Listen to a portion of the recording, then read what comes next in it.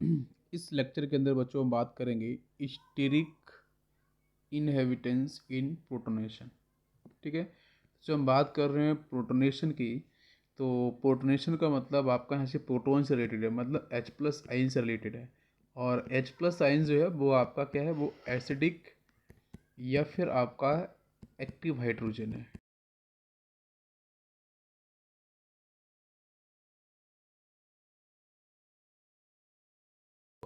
हम H plus ion की addition के बारे में बात कर रहे हैं। ठीक है, प्रोटोनेशन का बेसिकली अगर आप मतलब देख रहे हो तो यहाँ पे एडिशन ऑफ एसिडिक या फिर H plus ion, D protonation में बोलूँ तो उस केस में H प्लस आयन आपका रिलीज होगा। ठीक है, तो यहाँ पे आपको क्वेश्चन है कि स्टेरिक का मतलब, यहाँ पे हम बात करेंगे साइज। स्टेरिक का मतलब वही आपका साइज।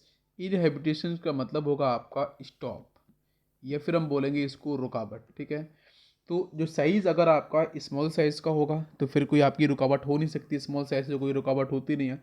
तो साइज़ आपका जो होगा, कोई भी ग्रुप लगे होंगे, कोई भी स्पीसीज लगे होंगे, वो साइज़ में कैसे होंगे, वो आपकी बिगर साइज़ के होंगे। तो ही आपका यहाँ पे जो रुकावट है, जो आपका इनहेबिटेंट है, वो आपको देखने को मिलेगा। इतनी बात समझ में आ गई? क्लियर है। अब इसके बाद क्वेश्चन है कि यहाँ पे SI इफेक्ट, इसके पहले हम लोगों ने SIR इफेक्ट पढ़ा था। ठीक है, सर इफेक्ट। तो पहले मैं रिवाइज कराऊंगा कि जो ऑर्थो इफेक्ट था वो एसिडिक स्ट्रेंथ इंक्रीज कर रहा था हमारे एरोमेटिक कार्बोक्सिलिक एसिड के साथ। और सेकंड हमारा जो था SIR इफेक्ट, तो वहाँ पे हम लोगों ने देखा था कि SIR स्टेरिक इनहिबिटर रिपल्सन में, रेजोनेंस में, वहाँ पे हम लोगों ने ये दे रखा था कि भाई बेसिक स्ट्रेंथ की वैल्यू इंक्रीज करते हैं अगर आपका लोन पेयर क्या होगा, वो पार्टिसिपेट नहीं करेगा कंजुगेशन में बेंजीन के साथ। वो स्पेशल केस से आपके नाइट्रो वाले। ठीक है, कुछ और केस भी अगर आपके आ सकते हैं, तो वहाँ पे मैंने बताया था आपका ईस्टर आ सकता है, एमाइड आ सकता है, या फिर आपका एनाहाइड्राइड आ सकता है। ठीक है, आपके नाइट्रो की जगह। लेकिन जो SIP फैक्टर्स में है, स्टीरिक इनहेबिटेंस इन प्रोटोनेशन, मतलब प्रोटोनेशन का बहुत ही बेसिक सा मीन है कि भाई H प्लस आयन के बारे में, तो addition of H plus ion. तो कहाँ पे आसानी से H प्लस आयन आपका ऐड हो जाएगा? तो आपको पता है कि H प्लस आयन, अगर H प्लस कैसा है, आपका डेफिशिएंट है, उसके पास,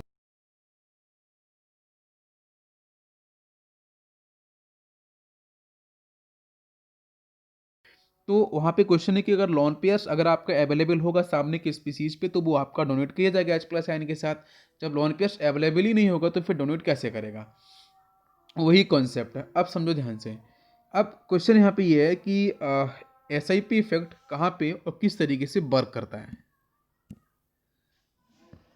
जो हमारा SIP इफेक्ट है, इसके ऊपर आपकी JEE मेंस एडवांस वगैरह में क्वेश्चंस आते हैं, तो इसलिए मैं यहाँ पे कुछ क्वेश्चंस की आपको पहले प्रैक्टिस करवाऊंगा। ठीक है, तो उन क्वेश्चंस की तरफ हम लोग थोड़ा सा मूव करते हैं और आपको प्रॉपर समझ में आएगा। ठीक है, हम लोग ये जो बात करते हैं कि किस तरीके से आपका,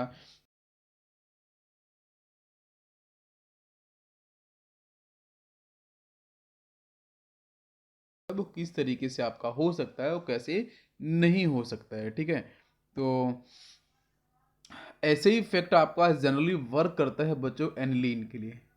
ठीक है, ये वर्क करता है आपके एनिलीन के लिए, मतलब आपका ये जो बेंजीन है, इस पे आपका ग्रुप है आपका NH2। ठीक है, इसके लिए वर्क करता है, प्लीज ध्यान रखना है। ठीक है, ये जनरली एनिलीन के लिए वर्क करता है, और ये SIP जो इफेक्ट है वो बेसिक स्ट्रेंथ के लिए रिस्पॉन्सिबल होता है। बेसिक स्ट्रेंथ इंक्रीज करने के लिए हम SIP इफेक्ट को करते हैं, स्टडी करते हैं। तो क्वेश्चन लेते हैं, उस क्वेश्चन एप्लीकेशन की हेल्प से आपको ज़्यादा बेटर समझ में आएगा। जैसे मान के चलो, एक मैंने यहाँ पे क्वेश्चन लिया इस तरीके से कि suppose this is a benzene, और इसके पास प्रेजेंट है बच्चों यहाँ पे आपका ये NH2, और यहाँ पे एक आपका लॉन पेयर है। इसी तरीके से इसके सामने एक कंपाउंड और मैं लेता हूँ, ये बेंजीन, और यहाँ पे आपका ये NH2, एक लॉन पेयर यहाँ पे रहेगा, और बाकी यहाँ पे रहेगा आपका CH3। क्वेश्चन है कि दोनों में से मोस्ट बेसिक कौन सा है, मतलब SIP कहाँ पे काम करेगा, पहले वो समझो। ठीक है, तो आप यहाँ पे सिंपल क्या समझोगे, सिंपली समझो कि ये जो CH3 ग्रुप है वो कैसे एक्ट करेगा। वो आपका इलेक्ट्रॉन डोनेटिंग ग्रुप है, आपको परफेक्टली पता है, और आपका ये प्लस आई की तरीके से एक्ट करेगा। ठीक है, अब यहाँ पे जो फर्स्ट केस है, इसके अंदर आपको रेजोनेंस तो होगा, कोई डाउट नहीं, लेकिन मैं बात कर रहा हूँ SIP की, स्टीरिक इनहिबिटर प्रोटोनेशन। तो प्रोटोनेशन दोनों में किसके साथ होगा? तो पता है कि यहाँ पे लोन पेयर इधर भी मूव कर जाएगा, और इसका लोन पेयर आपका यहाँ भी मूव कर जाएगा। तो जो फर्स्ट कंपाउंड है वो कन्वर्ट किस में हो जाएगा? वो कन्वर्ट हो जाएगा आपके NH3 और पॉजिटिव चार्ज के साथ, और यहाँ पे भी NH3 और ये पॉजिटिव चार्ज के साथ। तो आप बोलोगे कि दोनों में से आपका मोस्ट बेसिक कौन सा होगा, तो दोनों में से मोस्ट बेसिक आप बोलोगे, बिकॉज यहाँ पे प्लस आई ग्रुप लगा है CH3, इलेक्ट्रॉन डेंसिटी ये इंक्रीज करेगा, तो आप बोलो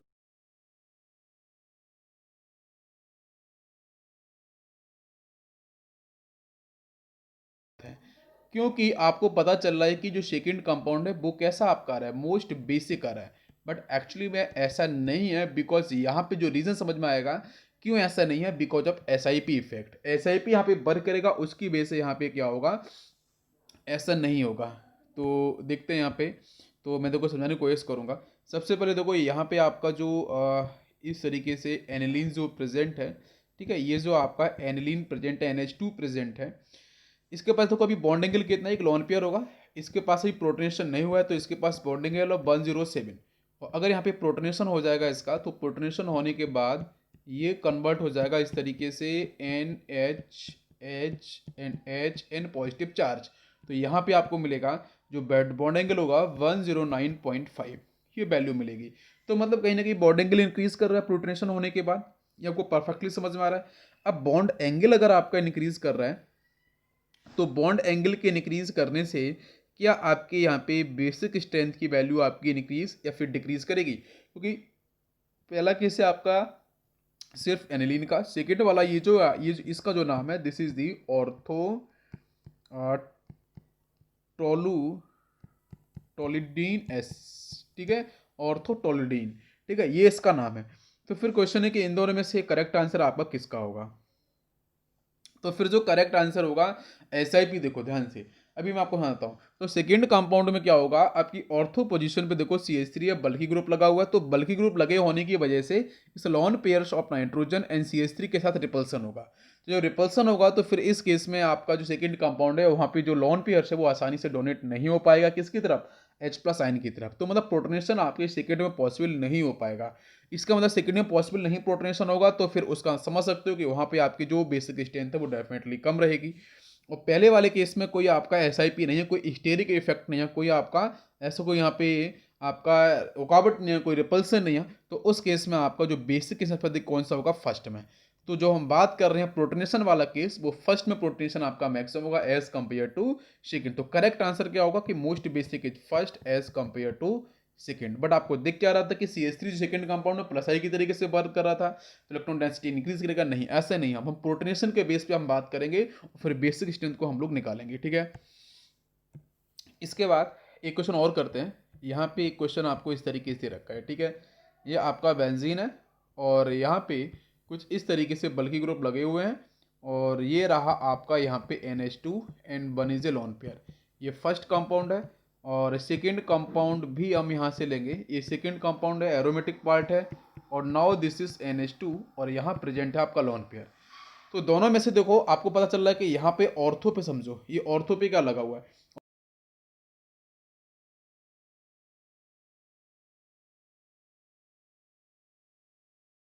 कि इस केस में, यहाँ इस केस में आसानी से प्रोटोनेशन हो जाएगा और ये कन्वर्ट हो जाएगा ऊपर वाला पार्ट आपके NH3 पॉजिटिव के अंदर। बात समझ में आ गई। तो अब इस केस में आपका जो करेक्ट आंसर बनेगा बेसिक स्ट्रेंथ का, वो क्या बनेगा, तो जहाँ पे प्रोटोनेशन आसानी से हो जाएगा, मतलब लॉन पेयर्स की अवेलेबिलिटी काफ़ी अच्छी है, तो इसलिए करेक्ट आंसर होगा आपका सेकंड। तो सेकंड आपका हो जाएगा most basic, second is most basic compound as compare to first one, ठीक है। इसके बाद नेक्स्ट कुछ कंपाउंड और लेते हैं, उन कंपाउंड से भी समझने की कोशिश करते हैं। यस, नेक्स्ट कंपाउंड है आपका, इसमें से फर्स्ट ऑप्शन आपको दे रखा है जहाँ पे ये प्रेजेंट है CH3, now this is the NH2 और यहाँ पे एक लोन पेयर है। नेक्स्ट सेकेंड कंपाउंड, यहाँ पे आपका सिर्फ प्रेजेंट है NH2 एंड लोन पेयर, बाकी हम एक ग्रुप लगा सकते हैं, तो CH3 को कर देते हैं मेटा पोजीशन पे। And now this is the first compound, second compound and this is the third compound, और यहाँ पे आपका ये NH2 है और यहाँ पे आपका एरोमेटिक पार्ट, और ये आपका इस पैरा पोजीशन पे CH3 है। तो मैं बता रहा था कि बॉन्ड एंगल आपका इंक्रीज कर रहा है, तो बॉन्ड एंगल इंक्रीज करने के साथ क्या होगा, S परसेंटेज की वैल्यू कम होगी। अगर S परसेंटेज कम होगा तो वहाँ पे जो डेफिनेटली आपकी जो बेसिक स्ट्रेंथ है वो आपकी इंक्रीज करती है, ठीक है। अब जरा इसमें से बताओ फर्स्ट सेकंड थर्ड में से मोस्ट बेसिक कौन सा होगा, मतलब जो आपका प्रोटोनेशन होगा वो कहाँ पे आसानी से पॉसिबल हो जाएगा, बताओ थिंक करके। तो देखो पहले वाले केस में क्या हुआ कि ये जो CH3 लगा हुआ है आपके ऑर्थो पोजीशन पे, तो मतलब ये हाइपर कंजुगेशन करेगा, इसको तो नो बॉन्ड रेजोनेंस, और प्लस ये प्लस आई की तरीके से भी एक्ट करेगा। सेकेंड वाले में समझो ये जो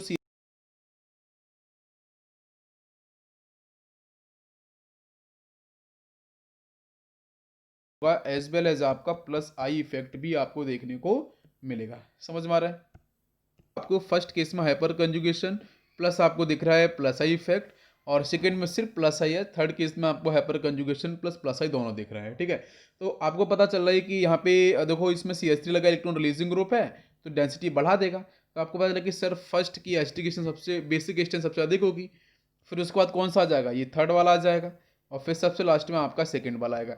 this is the basic expanse sequence. But बच्चों ये है इनकरेक्ट, ये सही नहीं है, ये गलत है।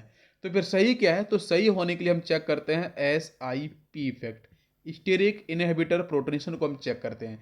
अगर मैं यहाँ पे H+N को छोड़ दूँ थोड़ी देर के लिए, तो बताओ प्रोटोनेशन कहाँ पे आसानी से पॉसिबल हो जाएगा। तो प्रोटोनेशन आपका आसानी से पॉसिबल देखो पहले केस में होगा नहीं, बिकॉज यहाँ पे CH3 बल्कि ग्रुप है, तो लोन पेयर्स को इरेस्टेट कर देगा, यहाँ पे रिपल्सन बहुत ज़्यादा होगा, तो H+N वहाँ पे अटैक नहीं कर पाएगा।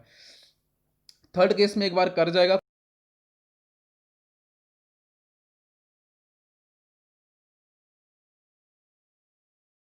भी करेगा, तो सबसे अधिक इलेक्ट्रॉन डेंसिटी कहाँ देखने को मिलेगी, वो थर्ड केस में मिलेगी। लोन पेयर्स की अवेलेबिलिटी भी आपको थर्ड केस में सबसे अधिक दिखेगी, बिल्कुल सही। सेकंड केस में देखो सिर्फ प्लस आई की तरीके से एक्ट करेगा, और प्लस आई की तरीके से भी एक्ट करेगा, तो इसका मतलब आपका यहाँ भी लोन पेयर्स की अवेलेबिलिटी रहेगी, डेंसिटी आपकी बढ़ेगी।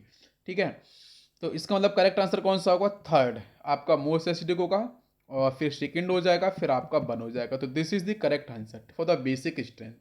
समझ में आ गया, क्लियर है? SIP समझ में आ गया। SIP की रिस्पेक्ट में ही अब देखो SIP होगा, SIR हो गया, और आपका यहाँ पे ऑर्थो इफेक्ट हो गया, तीनों ही मिलते जुलते इफेक्ट हैं, लेकिन प्लीज इसको आपको ध्यान रखना। और ये जो फर्स्ट कंपाउंड है इसमें ऑर्थो इफेक्ट भी वर्क कर रहा है, प्लस आपका SIP भी वर्क कर रहा है। ठीक है, तो ये दोनों के दोनों का आपको क्या करना है, ध्यान से आपको समझ के रखना है, तीनों के तीनों इफेक्ट बहुत ही इंपॉर्टेंट है। इसके बाद अब मैं बात करूंगा कुछ और कॉन्सेप्ट पे। ओके, तो देखो फर्स्ट केस के अंदर आपका जो लोन पेयर है वो आसानी से आपका डोनेट हो जाएगा। 1 सेकेंड। तो फर्स्ट केस में जो लोन पेयर है वो आसानी से आपका डोनेट हो जाएगा, मतलब यहाँ पे प्रोटोनेशन परफेक्टली हो जाएगा। ठीक है, ये आपका फॉर्म हो जाएगा। ठीक है, ओके। इसके बाद देखो सेकंड केस ये जो दे रखा है, इसमें एक ग्रुप लगा है ऑर्थो पोजीशन पे, तो यहाँ पे प्रोटोनेशन नहीं हो जा पाएगा, बिकॉज इन दोनों के बीच में रिपल्सन हो जाएगा। ठीक है, तो लोन पेयर्स आपका यहाँ पे H+ के साथ आपका वर्क नहीं करेगा। तो मतलब यहाँ पे लिखा है effective collision between lone pairs and H+N is not possible due to steric hindrance of bulky group at ortho position. ठीक है, तो ये बात आपको समझ में आ गई, क्लियर है? ओके, नेक्स्ट देखो, तो यहाँ पे SIP होगा नहीं फर्स्ट केस में,